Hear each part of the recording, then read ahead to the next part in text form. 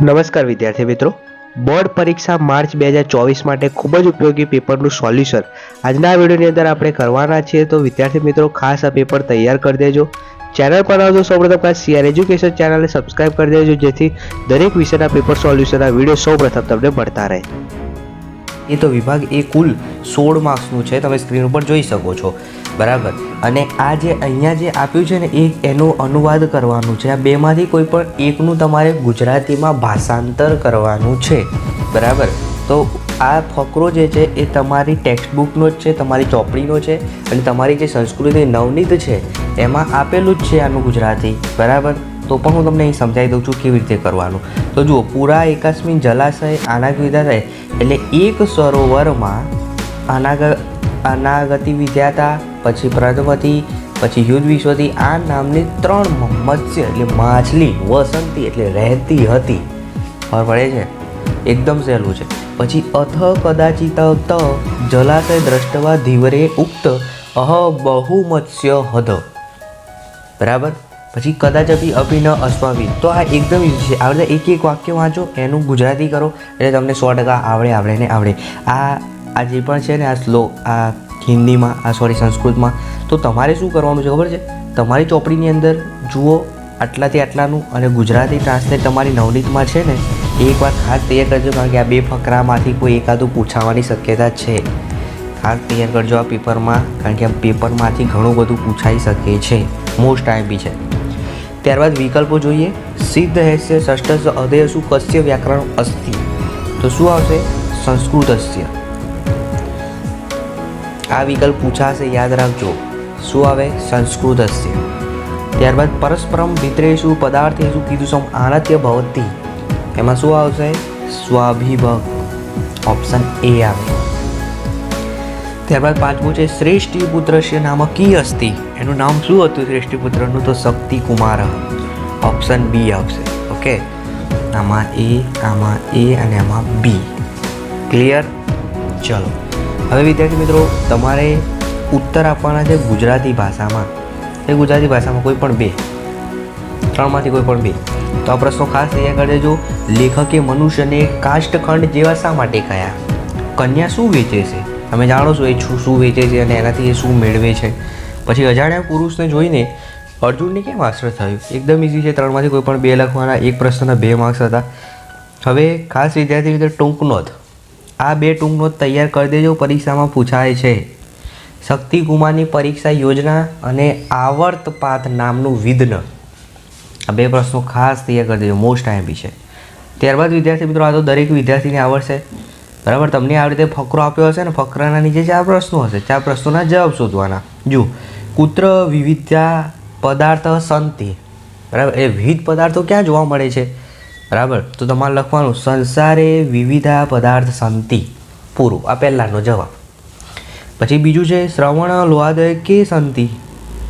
તો શ્રવણ લોહાત શું આવે? તો ધાત્વ વટ કાઢી દે વૃક્ષ ગૌ કોટાગદાય પશ્વ ચ સંતિ. ત્યારબાદ છે પ્રત્યેક શ્રુવણખંડ કીદૃશ ભવંતી. ઓકે, તો પદ્રેશ સુવખંડ કીદૃશ ભવંતી. તો એની અંદર તમે જોઈ શકો છો ફકરાની અંદર પેરેગ્રાફમાં, તો એવો શબ્દ શોધવાનો, બરાબર. એના પરથી આપણને આઈડિયા આવી જશે કે પ્રત્યેક સુવર્ણખંડ પરસ્પરમ આકેરણ પ્રકારેણ ચ ભિન્ન ભિન્ન ભવતી. આ પ્રત્યેકથી ચાલુ કરવાનું ભવતી સુધી. એકદમ ઇઝી. આ તમને જે શબ્દ આપ્યો હોય એ ફકરામાં જોઈ લો એટલે એનો આન્સર તમને મળી જ જાય. હવે વિભાગ બી પદ્ય વિભાગ જોઈ લઈએ. તો સેમ આનું ગુજરાતી કરવાનું, કોઈ પણ 2માંથી કોઈ પણ એકનું કરવાનું. આ ખાસ તૈયાર કરી દેજો, તમારા ચોપડીમાં નવનીતમાં આપેલું જ છે. હવે ખાસ વિદ્યાર્થી મિત્રો વિકલ્પો જોઈ લઈએ. સર્વે કીદૃશા ભવંતુ. તો શું આવશે? સુખી ન ભવંતુ. આપણે શ્લોકમાં ભણીએ છીએ સર્વ સુખી ન ભવંતુ. તો શું આવે? સુખી ન.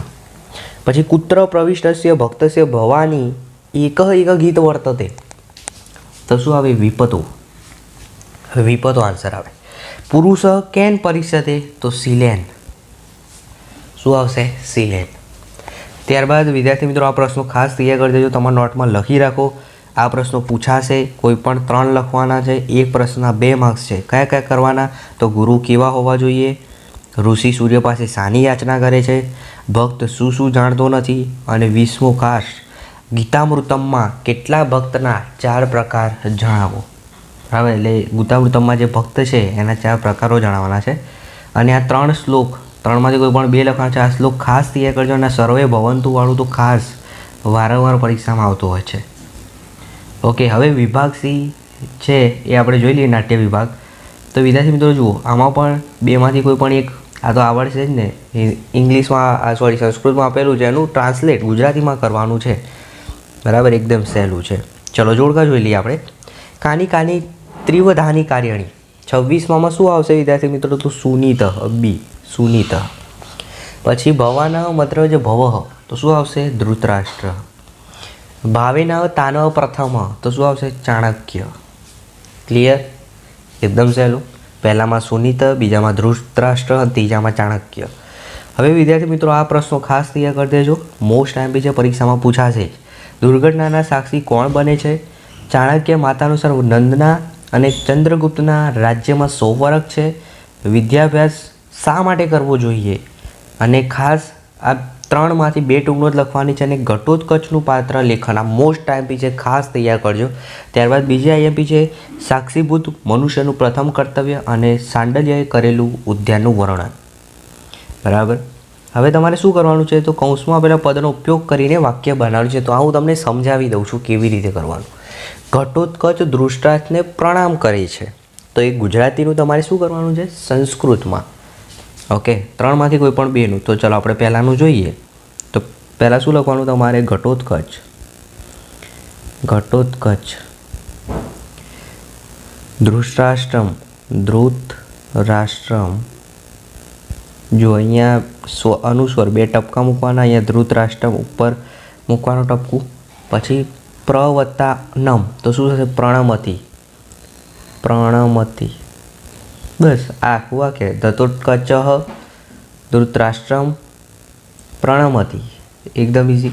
પછી પથ્થરો અચેતન હોય છે, તો આના પરથી જ બનાવવાનું છે. શું લખવાનું?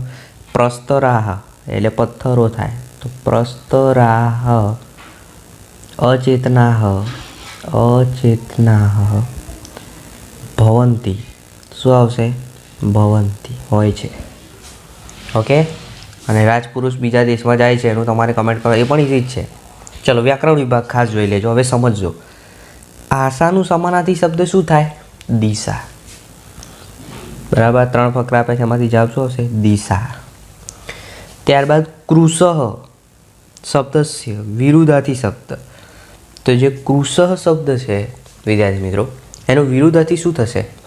તો કૃષણનું શું થશે? શાશ્વત. ત્યારબાદ જોઈએ 40મું. તો 40માં તમને અહીંયા વાક્ય આપ્યું છે, એનું વર્તમાન કાળનું ઉત્તમ પુરુષ એક વચન. તો એમાં શું આવશે? ખાદતી. ઉત્તમ પુરુષ એક વચન શું આવે? ખાદતી. ખાસ યાદ રાખજો, પરીક્ષામાં પૂછાશે. મધ્યમ પુરુષ છે, તો શું આવશે? દાસ્યસી. દાસ્યસી. ખાસ યાદ રાખવાનું, ભવિષ્યકાળ છે એટલે દાસ્યસી આવશે. ત્યારબાદ આજ્ઞાત અન્ય પુરુષ દ્વિવચન. તો 42ની અંદર શું આવશે વિદ્યાર્થીઓ? ગચ્છ. બરાબર. 42 જે છે એમાં શું આવશે? અયામાં. શું આવે? અડતામાં. ખબર પડે છે? એકદમ સહેલું છે. ત્યારબાદ અન્ય પુરુષ બહુવચન વિધિઅર્થ છે. હવે વિધિઅર્થ હોય એટલે આપણને આવડતું જ હોય. બરાબર. શું આવે? ગચ્છતુ, ગચ્છયુ. ઓકે. ત્યારબાદ વિકલ્પ છે 44ની અંદર. તો અર્જુન પ્રાચીનમ યુદ્ધ અસ્મત. તો સ્મનો પ્રયોગ કરવાનો છે તમારે. તો શું થશે? પ્રાચીનમ, અર્જુન પ્રાચીનમ યુદ્ધ સ્મરતી સ્મ. બરાબર. તમને એક સમય એવું લાગશે કે બધું સરખું જ લખ્યું છે. બરાબર. તમે સ્ક્રીન ઉપર જોઈ શકો છો, આની અંદર બધા જ ઓપ્શન જે છે એ સરખા નથી. બરાબર. શું આવશે? બી આવશે.